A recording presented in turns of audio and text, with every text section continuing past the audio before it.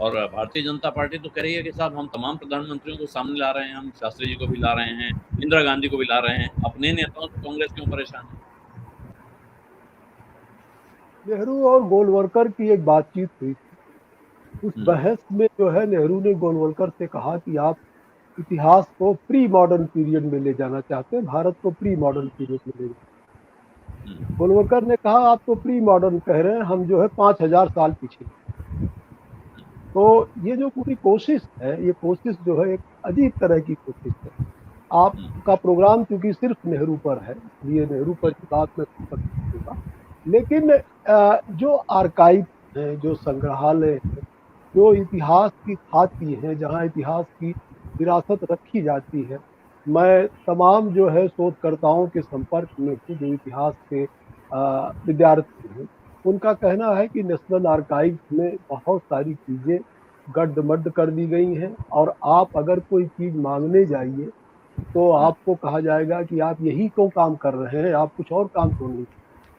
तो हम्म। खासकर एक जो हिंदुत्ववादी संगठन है उसके बारे में अगर आप गंभीर शोध करना चाहें तो बहुत मुश्किल। नेहरू, तो थोड़ा थोड़ा सा अरुण जी साफ करें, मतलब किस तरह के विषय लेके जाने वाले को कहा जाता है और विषय? अगर आप राष्ट्रीय स्वयंसेवक संघ पर ठीक से शोध करने जाएं तो आपको हाँ। जो है डिस्करेज किया जाता है। एक तो राष्ट्रीय स्वयंसेवक संघ संघ से संबंधित जो फाइलें वगैरह हैं वो बहुत जो है बिखरी हुई हैं, उन पर जो है उन पर इस तरह के जो है वो पट्टिकाएं नहीं लगी हैं कि संघ से संबंधित है, उनकी गतिविधियों से संबंधित है। जिन्होंने भी शोध किया है वो डेट वाइज, ईयर वाइज करके शोध किया है, इस तरह से क्लासिफाइड नहीं है। ये और इसको फिर थोड़ा और सफाई चाहता हूँ अरुण जी। तमाम लोग तो नहीं, इस वक्त राष्ट्रीय स्वयंसेवक संघ की तारीफ में किताबें लिखने में लगे हुए हैं, कोशिश कर रहे हैं ऐसे लोग जाएं, तो इनका तो स्वागत होना चाहिए, माला पहनाई जानी चाहिए। फिर आप कह रहे मेरे हैं कि एक नहीं। हाँ, मेरे एक मित्र हैं जो पॉलिटिकल साइंस के प्रोफेसर रहे हैं और वो इतिहास पे बहुत गंभीर काम करते हैं, और कहेंगे तो मैं नाम भी ले लूंगा, सब लोग जी। जानते हैं, शमसुल इस्लाम। अभी 2 दिन पहले मेरी उनसे लंबी बात थी। उनका कहना है अगर राष्ट्रीय स्वयंसेवक संघ का इतिहास की रख दीजिए, लोगों को बता दीजिए, तो ये लोग जो है वो चौराहे पर खड़े होने लायक नहीं बचेंगे, जो हम्म, स्थितियां हैं। क्योंकि जब भारत आजाद हुआ और संविधान बना, तिरंगा स्वीकार किया गया और इसके अलावा संविधान स्वीकार किया गया, तो इनका जो मुखपत्र है ऑर्गेनाइजर, उसने संपादकीय लिखा कि 3 रंग मनहूस होते हैं और ये हम्म, भारत में जो है तिरंगा फहराना उचित नहीं, ये जो है भगवा ही भारत का राष्ट्रीय ध्वज है। दूसरी चीज उन्होंने कहा जब मनुस्मृति ऑलरेडी है तो संविधान की क्या जरूरत।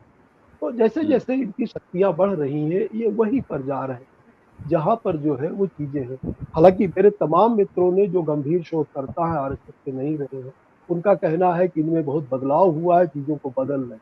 लेकिन हरजिंदर जो कह रहे हैं गोडसे की बातें, तमाम बातें, उससे तो ये भी लगता है, मैं आरएसएस के तमाम लोगों से कभी बहस हो जाती है तो मैंने हम्म, और बहस में वो जब बहुत कार्नर करने की कोशिश करते हैं तो सवाल मैं पूछ लेता हूँ आखिरकार किस तरह के संगठनों ने गांधी की हत्या की, तो उनका तुरंत कहना होता गांधी की हत्या तो नेहरू ने की। अब ये जो हिस्ट्री के साथ चेंजेस का मामला है ये बहुत विचित्र है। उस नेहरू हम्म, म्यूजियम एंड लाइब्रेरी में हरदेव शर्मा जी हुआ करते थे और वो लंबे समय तक नेहरू म्यूजियम एंड लाइब्रेरी के अध्यक्ष थे। और वो चूंकि समाजवादी पृष्ठभूमि के थे, हम लोग भी जाते रहते थे, तो उस लाइब्रेरी को रिच करने में उनका बहुत बड़ा योगदान। और वो समाजवादी परंपरा से आते थे इसलिए नेहरू के लिए क्रिटिकल भी थे।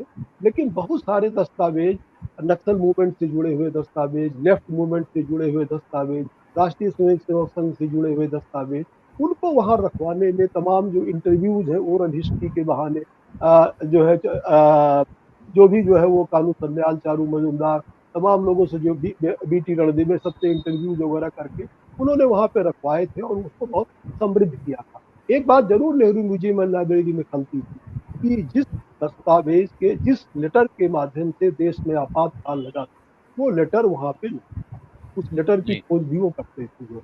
तो इतिहास के बहुत सारी चीजें हैं जो एक तरह से वहां पे लाई जा रही थी, कुछ चीजें मिसिंग।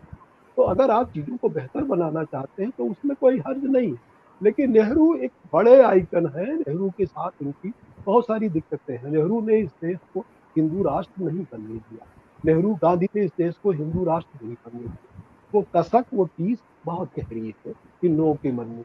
ईएचकार जो बहुत मशहूर किताब है, उनकी आप सब लोगों ने पढ़ी होगी, व्हाट इज हिस्ट्री। ईएचकार का ये कहना है कि इतिहास क्या है। इतिहास दरअसल जो है वो इतिहासकार और उसके तथ्यों के बीच में एक चलने वाला जो है, चलने वाली अन्योन्य क्रिया है, और वर्तमान और अतीत के बीच में चलने वाला एक निरंतर संवाद। तो आज बीजेपी के का शासन है, आप अच्छे ढंग से इतिहास लिख रहे हो, कल को इतिहास कोई और करवट लेगा और वो कुछ और ढंग से लिखा जाएगा। लेकिन भारत जैसे लोकतांत्रिक देश में नेहरू ने आरएसएस पर क्षणिक प्रतिबंध लगाया, आरएसएस को खत्म करने की कोशिश नहीं। अगर नेहरू नासिर और टीटो और सुकर्णो की तरह से, जो उनके मित्र थे और जो निर्गुट सम्मेलन के संस्थापक थे सब लोग, उनकी तरह से वो ऑटोक्रेट होते, तानाशाह होते, तो वो जैसे उन लोगों ने कम्युनिस्टों को खत्म कर दिया, तमाम लोग किया, तो नेहरू वो काम करते। लेकिन और नेहरू जानते थे, इनके चरित्र को जानते थे, लेकिन नेहरू ने ऐसा कुछ नहीं किया। तो इस एक डेमोक्रेटिक कंट्री में नेहरू के प्रति जो घृणा है, तो आप क्यों उत्पन्न कर रहे हो? उससे भारत की स्थिति अच्छी नहीं बनेगी, भारत की दुनिया में जग हसाई होगी और जो स्थितियां बनेगी वो बहुत अच्छी नहीं बनेगी। लेकिन दिक्कत यह है कि जो भी रियल हिस्ट्री है आरएसएस से जुड़ी, और सावरकर जिनका बहुत गुणगान होता है, सावरकर ने तो साफ कहा, जो उनके हिंदू महासभा के 6 अध्यक्षीय भाषण है, उन भाषणों को अगर आप रख दीजिए तो पता चल जाएगा कि कैसा राष्ट्र बनाना चाहते थे, क्या करना। अंग्रेजों से उन्होंने कहा कि चुनाव आप जाना चाहते हैं तो आप जो है वो मत, आप जाना चाहते हैं तो आप किसी पार्टी को सत्ता मत दे के जाइए। नेपाल का जो राजा है वो एकमात्र दुनिया का हिंदू राजा है, आप उसके हाथों में सत्ता दे के जाइए। और इसके बाद उनके लेक्चर्स हैं, डॉक्यूमेंट्री प्रूफ। अब ये रख दीजिए तो महान देशभक्त की कलई खुल जाती है, बहुत सारी चीजें। इसी तरह से उन्होंने जो है और भी बहुत बातें कही हैं, तो उसको अगर ठीक से रखा जाए। लेकिन नेहरू पर जो अटैक हो रहे हैं, नेहरू पर अटैक इसी, अभी जो ये धर्मदंड रखा गया, सेंट्रोल रखा गया, तो इन्हीं के एक पदाधिकारी का लेख था कि दिस इज धर्मोक्रेसी, यानी हम डेमोक्रेसी को भी रूट से बदलने की कोशिश कर रहे हैं, धर्मोक्रेसी कर रहे हैं। निश्चित तौर पे इतिहास की जो नेहरू दृष्टि थी, उससे मेरी भी अपनी असहमतियां हैं। और असहमतियां ये है कि नेहरू जो है वो नेहरू कॉलोनियल पीरियड में बहुत सारे डेवलपमेंट के जो है थ्रेट्स देखते और मॉडर्निटी को नेहरू खारिज नहीं करते। गांधी ऐसे चिंतक थे जो नेहरू के गुरु थे, राष्ट्रपिता, वो मॉडर्निटी को जो है वो टोटो रिजेक्ट करते, और सिर्फ भारत के दकियानुसी चीजों के आधार पे नहीं कि पुष्पक विमान था और प्लास्टिक सर्जरी हुई, ये नहीं, यूरोप के बहुत सारे लोगों के आधार पर रिजेक्ट करते थे। आप पतली सी किताब हिंद स्वराज में, जो हिंद स्वराज तो पढ़ी होगी सबने, उसके पीछे जो लिस्ट दी गई है किताबों की, अगर आप उसको देखेंगे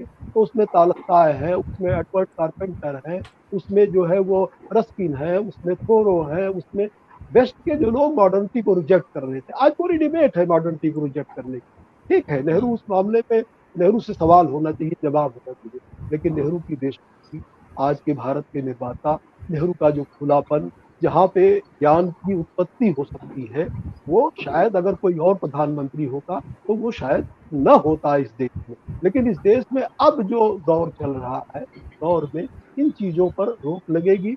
आप जो है, आपने कहा कि आलोक अड्डा की बजाय इसका नाम कुछ और रख दिया जाएगा, या ज्ञान के जो तमाम स्रोत हैं उन स्रोतों को प्रोस्क्राइब कर दिया जाएगा, बक्से में बंद कर दिया जाएगा, उन तक पहुंच नहीं होगी। उनसे क्या छेड़छाड़ हो रही है ये कहने वाले लोग नहीं बचेंगे, ये आप जान लीजिए। आप जो है मुगल पीरियड को पूरा पूरा आप जो है वो ब्लेम कर रहे हैं।